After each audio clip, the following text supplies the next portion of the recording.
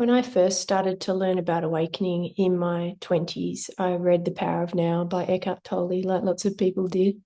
And it certainly planted a seed of enlightenment that was going to grow later on. But at the time, I didn't understand it at all. And in fact, found it quite confusing talking about the pain body and the ego and these almost like separate entities living inside me. It really didn't resonate at the time.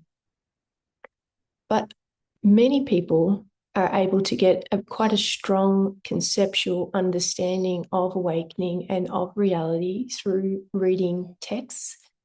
And this can be somewhat helpful initially for awakening to help you to sort of see where things might progress and to help you to feel a sense of security in the process. And so it's not so scary. So it is a great place to start.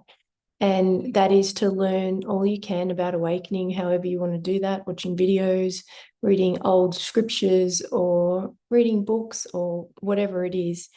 For me, it didn't work. I was not really able to get a conceptual understanding of awakening. Even 10 years into awakening, I still couldn't really understand what awakening was about. I was not wired to, for whatever reason. But I know many people and work with many people that actually are wired to conceptually really get it. And it's quite impressive. Some minds are able to really understand it to quite a depth.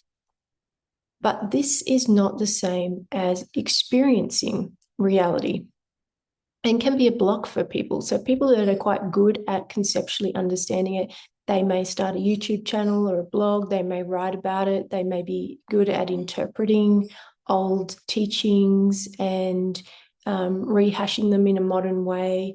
They may have quite a skill for that, but it's not the same thing as actually waking up, as actually letting go of identity, and as actually having a lived experience of reality. And so to conceptually understand awakening is certainly a great place to start and where most of us begin.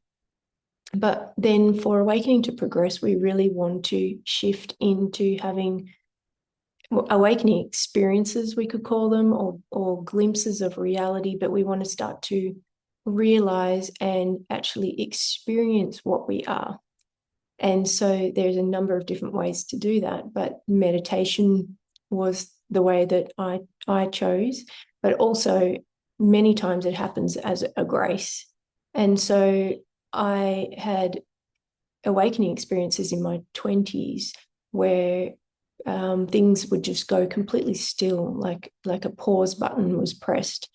And I would hear a bird off in the distance and I couldn't tell, is that bird inside here or is that bird over there? Like I lost the sense of space or distance. And there would be weird distortions like that with time and space. And it took me a while to understand that these were awakening experiences that I was having. I didn't know what they were. And we sort of want to go from a conceptual understanding of awakening to these awakening experiences, which can happen as a grace, as a gift, or they can be brought on through practice like self-inquiry or meditation, if done correctly. And then we want to go from just these glimpses that happen to really starting to deepen into our being through ongoing practice. So again, it's not just enough to have a glimpse of reality and realize, oh, I'm not actually this separate person that I thought I was. Again, that's a great start, but still not enough.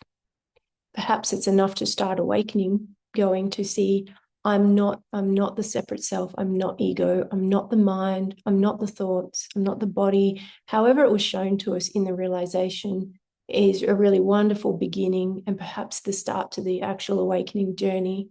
But it's not enough to know that, even though it is a fantastic beginning. Then we have to experience ourselves, our true self, our true nature, ongoing and deeper. And this is what we could call the spiritual awakening process, or the path, the pathless path. This is what we're doing, is we're doing practice to deepen that our access to our fundamental nature. So conceptual understanding of realities is not sufficient. Having glimpses, tastes of reality is a step in the right direction, but also not sufficient for awakening to stick. It's really more about ongoing practice of deepening into our being. And so this is where meditation is wonderful, but self-inquiry and other practices can also do the job. But just having a lot of time and a lot of space in our life to be still and silent and to really go inward and seek who we really are and start to let go of who we're not. Let go of the stories, let go of the behaviors that aren't serving us, let go of identity and beliefs, and start to find who we are experientially. So here we've really let go of all the literature to do with it. We're all about the practice at this stage. And this is where we start to see real results with awakening. We can start to see that we're deepening, we're getting more clarity, we've got more access to peace. Things are starting to happen regarding the heart awakening, more compassion, more empathy. Things are really changing, more wisdom. And so we're noticing a change in ourselves. We're noticing identity dropping away. And so we're really becoming quite different. And our life is changing as well as a consequence of this unraveling process that is happening. And so we go through this stage of awakening, which can be for many years of deepening into our being and letting go of the identity. And this will take as long as it takes. And I would say, depending on how much karma you have, how much trauma you have there, what needs to be healed, to be let go of, and also your commitment to truth, and also the quality of your practice is also very important to get the results, to deepen into your being. It's very important. And so really, I think for people that are highly intellectual or that developed a very strong conceptual understanding of awakening and reality, they do very much struggle, some of them, with having the realization that they need to experience their being, and they're not just touch into it, not just have one realization of now I know what I am, but then to surrender to it and ongoing every day, keep surrendering into your being as your practice, as your spiritual practice and your awakening journey. So I think there is a fair bit of confusion out there around if you've had this realization, this awakening experience where, oh, now I know what I'm not. I'm not the separate self. I'm not ego. I'm not the mind. Oh, that must mean that I'm awake. And I wouldn't say that. I would say, yes, now you're going through an awakening. Yes, but now you have to go through the awakening journey where you need to make that glimpse a day-to-day lived reality through going through a complete unraveling of the identity and also an ongoing deepening into your being, which takes time. It's not something that can happen overnight, instantaneously. It's an ongoing, logging the hours, going deeper and deeper inward. It takes time to remember ourselves and to work through all the things that we need to work through. It usually takes many years.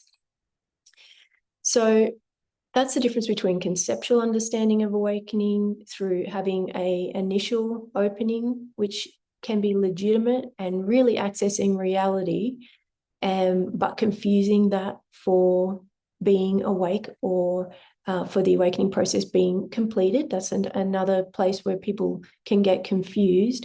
But if you sort of get past those two hurdles and then find an authentic practice that's actually working for you and you see the results, and here it's not so much about following a teacher, it's not so much about reading, although you could.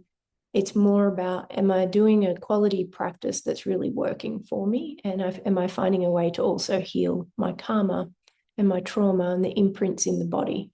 And so it becomes a lot less about learning about awakening. That's sort of an earlier stage thing. And it becomes a lot more about quality of practice and doing the things, the practices that really work to help your progression. And so this is the group of people I speak to is going through this phase where you could say they're in embodying what they've realized, or they're moving beyond transcendent experiences, glimpses into reality, and now really sinking into their being and letting go of identity. And this is why most of my talks are about what practices to do, because this is the key thing to be doing is practices at this time. And certain practices are going to work at certain times. And so it's about tuning into the inner guru and seeing what's right for me. And is this really working for me? And really trying it out. And if it doesn't, putting it down and trying something else. So it's just about finding our own way at this stage and starting to develop that sense of autonomy and that inner guru, that inner intuition that's going to start to lead the way with awakening and lead you all the way home. And this ongoing practice will just keep going until you have the mind awakening, the permanent mind awakening, which is the end of seeking, which is where you permanently realize that you're emptiness or awareness. So what starts as an initial glimpse right at the beginning, where you see, oh, I'm not the separate self, or however that played out for you, but you saw what you're not. I'm not that. Great. I realize now I'm awareness. So that very initial opening that we had, that's you could say, the start line of awakening. And then the end line of the first part to becoming awake, even though it continues after that, is where you have basically deleted all of the identity that's standing in the way of you just being who you always were, being your true self, being your divine self, being God, whatever you want to call it. And that once that's all deleted, then you live from it permanently. And so you are no longer yo-yoing at that point. It's a permanent shift there where you don't go backwards anymore, and you're permanently awake from that moment onward, and then you live out through the rest of awakening. So I hope that just clarifies for you some of the places that you can get stuck, that commonly I see people getting stuck. And so I hope that it helps you to just keep progressing in a healthy way on the path.